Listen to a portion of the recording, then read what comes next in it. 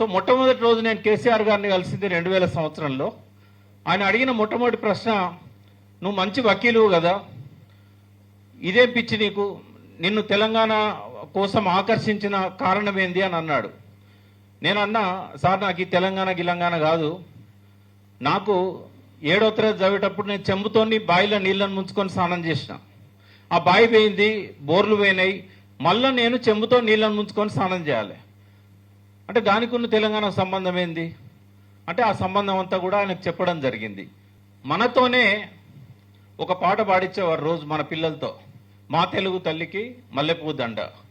అందులో ఏముంటుందంటే, గలగలా గోదారి తరలిపోతుండాలి, బిరబిరా కృష్ణమ్మ పరుగులిడుతుండాలి, విజయవాడ రాజమండ్రిలో ముంగిళ్ళ మురపాలు దొరలాలి, నల్గొండ పాలమూరులో ముంగిట్ల శవాలు ఉండాలి. ఇది ఆ పాట ఉద్దేశం. 57 సంవత్సరాలు 500 కిలోమీటర్ల పైనున్న తెలంగాణలోని గోదావరి నది మీద ఒక్క బ్యారేజ్ కూడా ఎందుకు కట్టలేదు? గోదావరిలో నీళ్లు లేవా? లేదా గోదావరి తీరాన పంటలకు కావలసిన భూములు లేవా? ఆదివాసుల భూములు కానీ ఇతర భూములు కానీ ప్రతి సంవత్సరం కరువుతో మాడుతుంటే, శ్రీరామ్ సాగర్ తర్వాత ధవళేశ్వరం కాటన్ బ్యారేజ్ దాకా ఒక్కటంటే ఒక్క ఆనకట్ట లేదు, ఒక్క బ్యారేజ్ లేదు, ఒక్క రిజర్వాయర్ లేదు. తెలంగాణ ఉద్యమం మొదలైన తర్వాత కూడా 2001 జూన్లో దేవాదులకు శంకుస్థాపన చేశారు. నిజంగానే మేము అనుకున్నాము, మనం ఈ నీళ్ల మీద కేసీఆర్ గారు మాట్లాడుతున్నారు కాబట్టి అందుకోసమే ఏదో బ్యారేజ్ కట్టబోతున్నాడు అని అనుకున్నాం. కానీ బ్యారేజ్ కాదు, పారుతున్న నీళ్ల నుంచి ఎత్తిపోసుకోవాలట. 5.5 లక్షల ఎకరాలకు ఆ నదిలో నుంచి నేరుగా ఎత్తిపోసుకోమని చెప్పాడు. అంటే అప్పుడు కూడా బ్యారేజ్ కట్టడానికి మనసొప్పలేదు. అంటే బ్యారేజ్ కడితే ఏమవుతుంది? బ్యారేజ్ కడితే ఏమవుతుంది? గలగల గోదావరి దుమ్ముగూడెం దగ్గరనో, ఇచ్చంపల్లి దగ్గరనో, కాళేశ్వరం దగ్గరనో ఆగిపోయి ఎత్తిపోతల ద్వారా తెలంగాణకు వస్తుంది. కానీ ఇక్కడ చినుకులు కురిస్తే ఎక్కడో డెల్టాలో పంటలు పండించాలని ఆశతో చూసే వాళ్ళ కడుపు కొట్టినట్టు అవుతుంది కదా.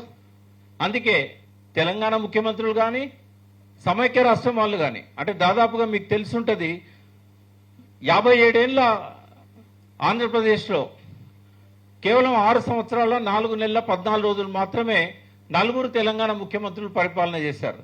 ఎవరిని కూడా 2 ఏళ్ళు దాటనీయలేదు. పివి నరసింహారావును అయితే 13 నెలలకే దించేశారు కాలు బట్టి.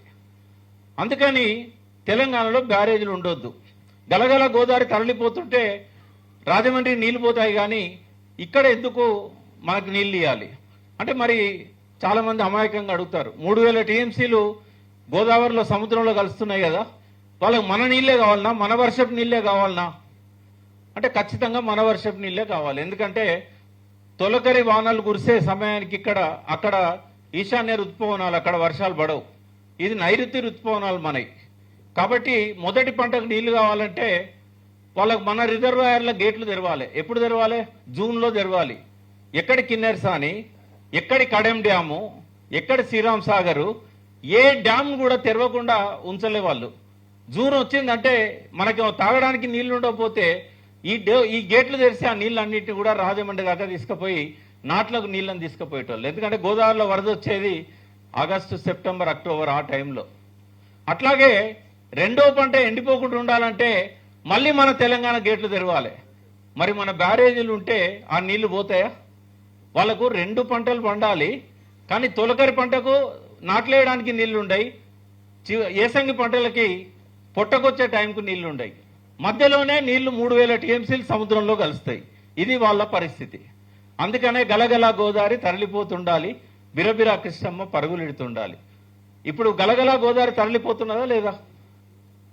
ఇప్పుడు రైట్ నౌ బిరబిరా కృష్ణమ్మ మొన్ననే చూశాం కదా మనం. హరీష్ రావు గారు ఎన్నిసార్లు ప్రెస్ మీట్లో చెప్పాడు, 75-80% నీళ్ళని వాళ్ళు తీసుకపోతే 10-20% నీళ్ళని కూడా మనకి ఇవ్వలేదు.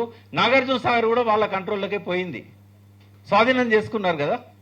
అంటే ఈ ఎన్నికల తర్వాత జరిగిన పరిణామం ఏంటంటే 2014 నాటి పరిస్థితి మళ్ళీ పునరావృతమైంది. అప్పుడు బ్యారేజీలు గట్టగా నీళ్లు పోయినాయి, గలగల గోదావరి తరలిపోయింది.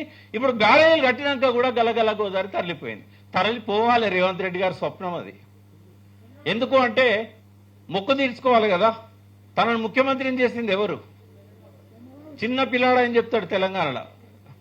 కనీసం పోటీ కూడా పెట్టలేదు. ఆత్మగౌరవ నినాదంతో, తెలుగు ప్రజల ఆత్మగౌరవ నినాదంతో కాంగ్రెస్ కు వ్యతిరేకంగా పుట్టిన పార్టీ కాంగ్రెస్ క్యాండిడేట్లకు మద్దతు ఇస్తూ కనీసము పోటీ కూడా పెట్టని పరిస్థితి అంటే ఆయన విజయోత్సవాలలో ఏ కలర్ కనబడ్డది మనకు? మరి ఆయన రుణం తీర్చుకోవాల్సిన బాధ్యత ఉందా లేదా రేవంత్ రెడ్డికి?